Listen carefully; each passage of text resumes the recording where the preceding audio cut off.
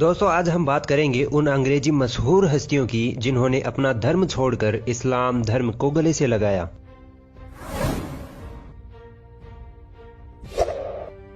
Michael Jackson की छोटी बहन जेनेट जैक्सन ने 2012 के आसपास इस्लाम धर्म अपना लिया था। इस्लाम धर्म अपनाने की बड़ी वजह थी उनका अपने मुस्लिम बॉयफ्रेंड विस्सम अल-मना से शादी करना। विस्सम अल-मना से शादी करने के बाद जेनेट जैक्सन ने पूरी तरह से इस्लाम अपना लिया था। एक जमाने में जेनेट जैक्सन छोटे कपड़ों में घुमा करती थी, मगर इस्लाम धर्म अपनाने के बाद उनको लंदन की सड़कों पर बुर्का पहने हुए घूमते देखा जा सकता है।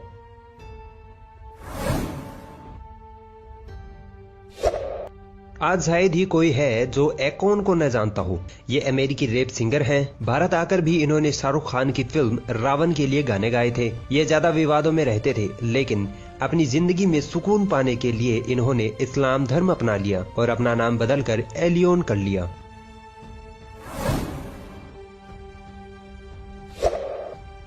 जर्मन को चाहने वालों की अच्छी खासी संख्या है, लेकिन उनमें से बहुत कम लोग जानते होंगे कि जर्मन ने इस्लाम धर्म अपना लिया है। जर्मन का कहना है कि जब से उन्होंने इस्लाम अपनाया है तब से वो ऐसा महसूस करते हैं जैसे उनका दूसरा जन्म हुआ है।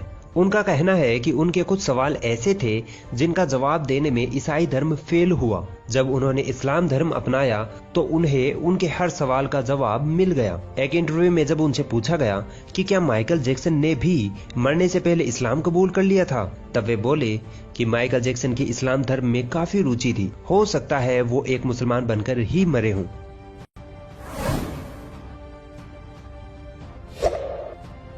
डेव चैपल एक स्टैंड अप कॉमेडियन थे। डेव चैपल ने 1998 में कुरान की शिक्षाओं से प्रभावित होकर इस्लाम धर्म अपनाया था, पर यह बात उन्होंने 2005 में सार्वजनिक तौर पर कही। उनका कहना है कि मैं आमतौर पर धर्म के बारे में सार्वजनिक रूप से बात नहीं करना चाहता, क्योंकि मैं नहीं चाहता कि लोग मुझे और मेरी बुराइयों को इस खूबसूरत धर्म इस्लाम से जोड़ें। मुझे विश्वास है कि इस्लाम धर्म सच्चा है। अगर आप भी इसे सही तरीके से पढ़ते और सीखते हैं तो आप भी इससे प्रभावित होंगे। डेव चैपल अपनी फैमिली में इस्लाम अपनाने वाले पहले शख्स थे। बाद में उनको देखकर उनकी फैमिली में 25 लोग और मुसलमान बन गए।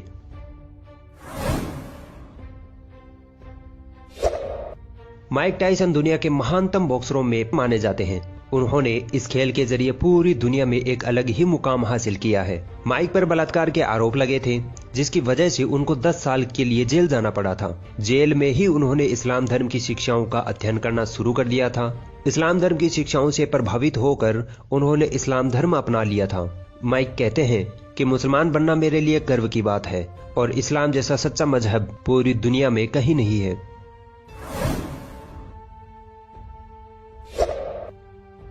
बॉक्सिंग चैंपियन और ओलंपिक मेडलिस्ट मोहम्मद अली पैदाइशी एक ईसाई थे और तब इनका नाम केशिन क्ले था। साल 1962 में जब वे 20 साल के थे, उनकी मुलाकात अफ्रीकन अमेरिकन मुस्लिम और मानवाधिकार कार्यकर्ता मैल्कम एक्स से हुई, जिन्होंने मोहम्मद अली को इस्लाम धर्म से परिचित करवाया। इस्लाम धर्म को सच्चा और सबसे शांति प्रिय धर्म पाकर मोहम्मद अली मुसलमान बन गए।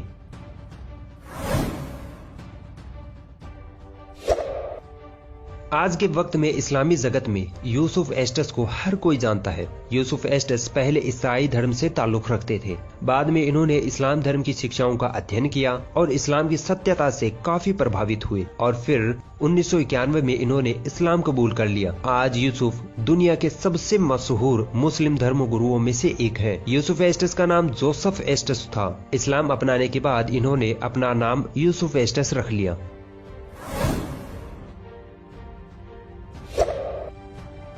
योन रेडली के इस्लाम अपनाने की कहानी बड़ी दिलचस्प है। योन रेडली एक ब्रिटिश रिपोर्टर थी।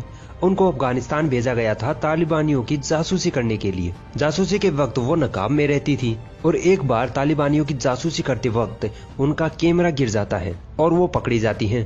तालिबानी लोग उन्हें घेर लेते हैं। एक इंटरव्यू में योन रेडली बताती हैं कि उस वक्त मुझे ऐसा लग रहा था कि ये जाहिल लोग अब मुझे मार डालेंगे या 5-6 लोग मिलकर मेरा रेप करेंगे।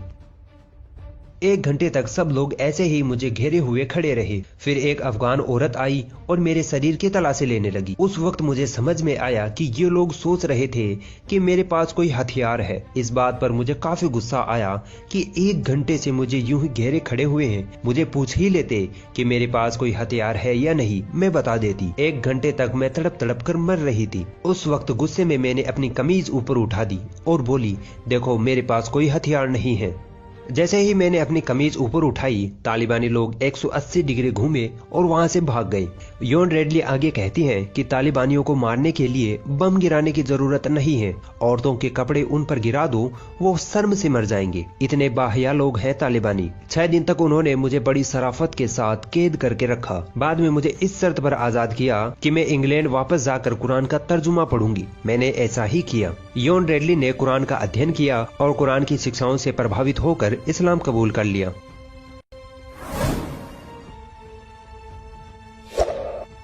वो महान शख्स जिसने अमेरिका की काले गोरे रंग की भेदभाव की नीति को खत्म करने में एक अहम भूमिका निभाई। 15 साल की उम्र में मादक पदार्थों के व्यापार के कारण इन्हें जेल जाना पड़ा था।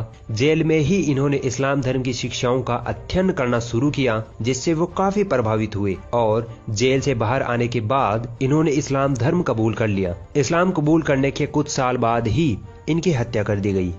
मैल्कोम एक्स पर हमने एक फुल डिटेल्ड वीडियो बनाई हुई है, जिसे आप हमारे चैनल पर जाकर देख सकते हैं। चलते चलते मैं आपको कुछ फैक्ट्स बताता चलूं। कुरान दुनिया की एकमात्र धार्मिक किताब है जिसमें आज तक एक भी शब्द की हेराफेरी नहीं हुई है। बाकी दुनिया के हर धार्मिक किताब को उसके असली रूप से बदल दिया गया है। कुरान ही एकमात्र धार्मिक किताब है जिसे दुनिया में सबसे ज्यादा पढ़ा जाता है। प्यू रिसर्च की 2016 की रिपोर्ट के मुताबिक 2010 से 2015 के बीच पूरी दुनिया में 5 लाख से ज्यादा लोगों ने इस्लाम धर्म अपनाया था। जेरूसलम पोस्ट के मुताबिक यूके और फ्रांस में 2 लाख लोगों ने इस्लाम अपनाया था।